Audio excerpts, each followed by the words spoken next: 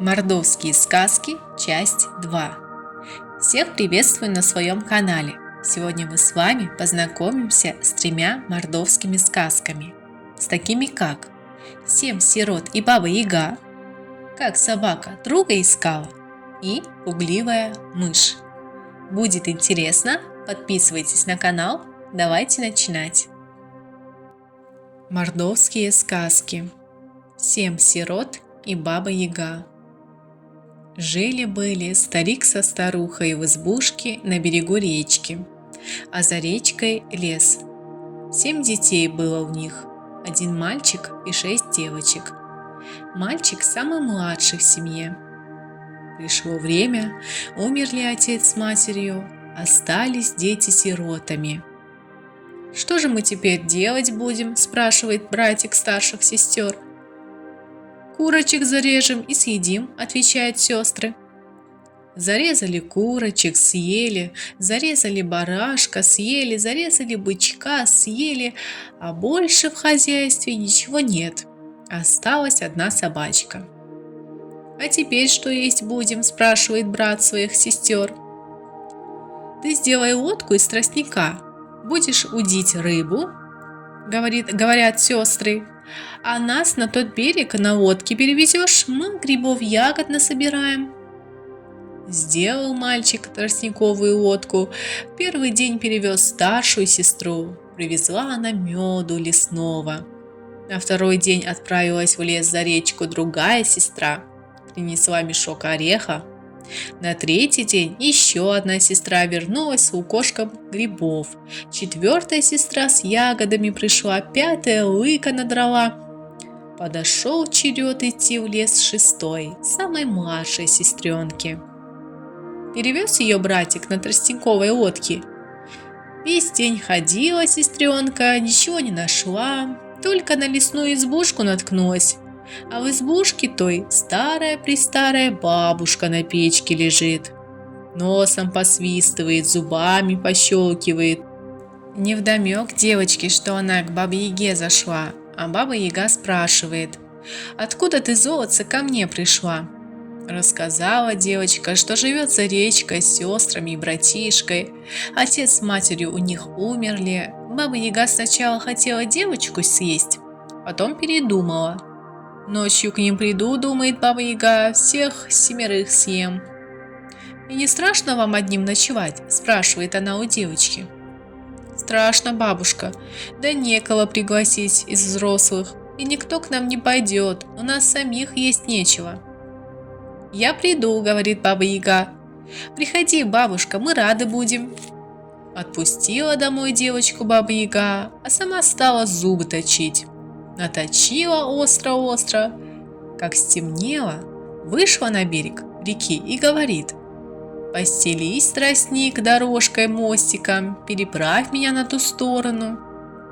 Услышала собачка голос Бабы Яги, прибежала на берег и громко залаяла: «Аф-аф, кривозубая, посмей только на этот берег ступить, я тебе ногу откушу». Испугалась Баба Яга, воротилась в свою избушку, а на следующий день встретила в лесу старшую сестру и говорит: «Твоя младшая сестра ночевать меня приглашала, да больно злая у вас собака, боюсь я ее, свяжите ей ноги, тогда приду». Вечером сестренки связали собачке ноги и положили ее возле гумна. Приходит на берег Баба Яга. «Расстелись, тростник, дорожкой, мостиком, переправь меня на ту сторону», — говорит она. Собачка услышала голос Бабы Яги, котом подкатилась к воде и залаяла: «Аф-аф, кривоносая, если ступишь на этот берег, я тебе нос откушу». Стало страшно Бабе Яге, ушла она домой. На следующий день встречает она в лесу 2-ю сестру. «Что же ты ночевать не приходила к нам?» – спрашивает девочка. «Хотела прийти, да собака не пустила меня на тот берег», – отвечает Баба Яга. «Заткните, собачьи, уши моченым горохом, чтоб не слышала меня. Тогда приду». Вечером сестренки вложили собачке в каждое ухо по моченой горошине, и перестала она слышать. Приходит Баба Яга на берег и говорит: «Расстелись, тростник, переправь меня на ту сторону». Расстелился тростник мостиком. Только Баба Яга ступила ногой на этот мостик, собачка увидела ее, кубарем скатилась к реке, да как залает: «Аф, аф, иди, иди, кривобокая, я у тебя клок мяса из другого бока вырву». Опять пришлось Бабе Яге вернуться домой, несолоно хлебавши. На следующий день встречает она в лесу третью сестренку и жалуется ей: «Не пустила меня собака, вы ей глаза зашейте, чтобы она не увидела, как я иду». «Ладно, бабушка», — сказала девочка, — «мы так и сделаем, только приходи». Зашили сестренки собачки глаза, стемнело. Приходит Баба Яга на берег, просит тростник расстелиться мостиком дорожкой. До половины мостика дошла Баба Яга. Тут собачка учуяла неприятный запах, скатилась к реке и залаяла: «Аф, аф, я тебя жду, бельмастая, уши твои длинные откушу». Назад повернула Баба Яга, испугалась, не хочется без ушей остаться. Днем встречает в лесу четвертую сестренку и просит: «Вы своей собачке ноздри глиной замажьте, чтобы она не учуяла меня». «Замажем, бабушка», — обещала девочка. Наступил вечер. Пришла Баба Яга на берег.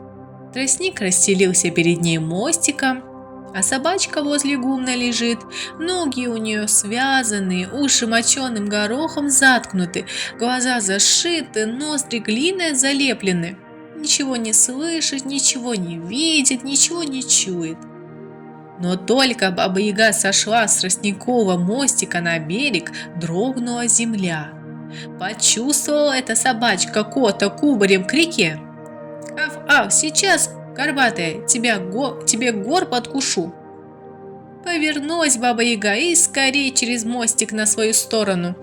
Днем повстречала пятую сестричку и говорит: «Засуньте собаке в глотку большую кость, чтобы она гавкать не могла».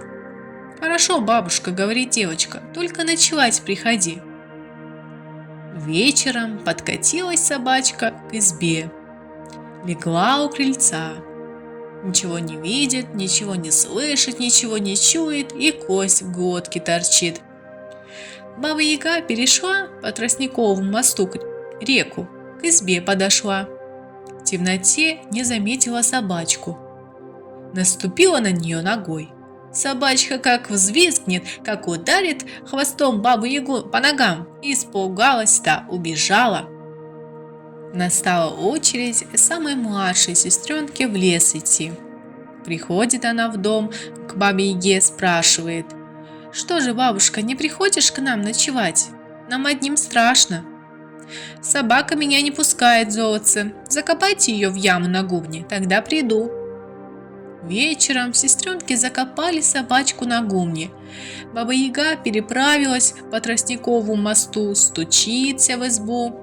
Обрадовались сестренки. Один мальчик не рад, на печке сидит, не слезает, по собачке горюет, слезы льет. «Ну, давайте спать», — говорит Баба Яга. Легли они. Девочки на палатях, Баба Яга на лежанке, мальчик на печке притаился, не спит. Едва только девочки уснули, Баба Яга встала тихонько, подошла к ним и давай одну за другой глотать. Всех проглотила, раздулась пузырем, от сытости икает. «Теперь, — говорит, — мне братика съесть осталось. Ничего, что он маленький, для него в животе место найдется». Раскрыла Баба Яга пошире рот, лезет на печку. А мальчик не спит. Взял он ольховое полено, которое на печке сушилось, и ждет. Только сунулась Баба Яга на печку, мальчик вставил ей полено в рот. Она закрыть его не может. Вторым поленом зубы ей выбивал. После этого мальчик разрезал ножом Бабе Яге живот, выпустил сестренок на волю. Уж они были рады, все вместе побежали скорее на гумно, откопали собачку, ноги ей развязали, Глаза расшили, из ушей вынули моченые горошины, а из ноздрей глину. «Ав-ав!» – сказала собачка. «Вам жить, поживать, а мне дом охранять». Сейчас сестренки и братик выросли, большими стали и дружно живут. Я у них был, шапку на лавке забыл. Хотел вернуться, да собака в дом не пускает. Как собака друга искала. Давно-давно в лесу жила собака. Одна-одинешенька. Скучно ей было. Захотелось собаке друга себе найти. Такого друга, который никого не боялся бы. Встретила собака в лесу зайца и говорит ему: «Давай, зайка, с тобой дружить, вместе жить». «Давай», согласился заяц. Вечером нашли они себе местечко для ночлега и легли спать. Ночью бежала мимо них мышь. Собака услышала шорох, да как вскочит, как залает громко. Заяц в испуге проснулся, уши от страха трясутся. «Зачем лаешь?» – говорит собаке. «Вот услышит волк, придет сюда и нас съест». «Неважно, это друг», – подумала собака. «Волка боится. А вот волк, наверное, никого не боится». Утром распрощалась собака с зайцем и пошла искать волка. Встретила его в глухом овраге и говорит: «Давай, волк, с тобой дружить, вместе жить». «Что ж», – отвечает волк, – «вдвоем веселее будет». Ночью легли они спать. Мимо лягушка прыгала. Собака услышала, да как вскочит, как залает громко. Волк в испуге проснулся и давай ругать собаку. «Ах ты такая, раз такая, услышит медведь твой лай, придет сюда и разорвет нас». «И волк боится», – подумала собака, – «уж лучше мне подружиться с медведем». Пошла она к медведю. «Медведь-богатырь, давай дружить, вместе жить». «Ладно», – говорит медведь, – «пошли ко мне в берлогу». А ночью собака услышала, как мимо берлоги уж ползет, вскочила и залаяла. Медведь перепугался и бронить собаку. «Перестань, придет человек, шкуры с нас снимет». «Ну и дела», – думает собака. И этот оказался трусливым. Сбежала она от медведя и пошла к человеку. «Человек, давай дружить, вместе жить». Согласился человек, накормил собаку, теплую конуру ей построил возле своей избы. Ночью собака лает, дом охраняет. А человек не ругает ее за это, спасибо говорит. С тех пор собака и человек живут вместе. Пугливая мышь. Жила мышка в поле, а на краю поля рос дубовый лес. Захотелось мышке погулять в лесу. Никогда там не была, а соседки рассказывали, будто летом уж очень хорошо, прохладно в тени деревьев и ягоды вкусные растут. Только мышка зашла в лес, как вдруг на голову ей свалился с дуба желудь. Со страху в глазах у мышки помутилась, бросилась она со всех ног, сама не зная куда, бежит, дороги не разбирая. А навстречу ей крыса. «Куда торопишься, сестричка-невеличка?» – спрашивает крыса. «Ой», – отвечает мышка, – «разве ты не знаешь? Небо падает, нас скоро придавит. На меня кусок неба упал, еле жива осталась». «Тогда давай спасаться вместе», – говорит крыса. И побежали они вдвоем. Навстречу зайчик спрашивает: «Куда торопитесь, сестрицы?» «Небо на землю падает», – отвечают в один голос мышка и крыса. «Один кусок уже отвалился, чуть нас не задавил». «Ой-ой», – испугался зайчик, – «и я с вами побегу». Бегут они втроем, от страха сами не свои. Увидел их волк и спрашивает: «Куда это вы мчитесь, сломя голову?» «Братец волк», – отвечает в один голос мышка, крыса и зайчик. «Сейчас небо на землю упадет и всех нас придавит. Уже один кусок отвалился». «Тогда и я с вами», – говорит волк. Побежали они вчетвером, дороги не разбирая, с испугу ничего кругом не замечая, не увидели глубокую яму и свалились туда вместе. Так и сидят в той яме до сих пор. И пойдем. Недаром говорится, страх глаза застит и дураком делает. Подписывайтесь на мой канал. Тут вы можете найти интересные сказки, стихотворения, песенки, рассказы, загадки, потешки для детей и многое-многое другое. До новых встреч!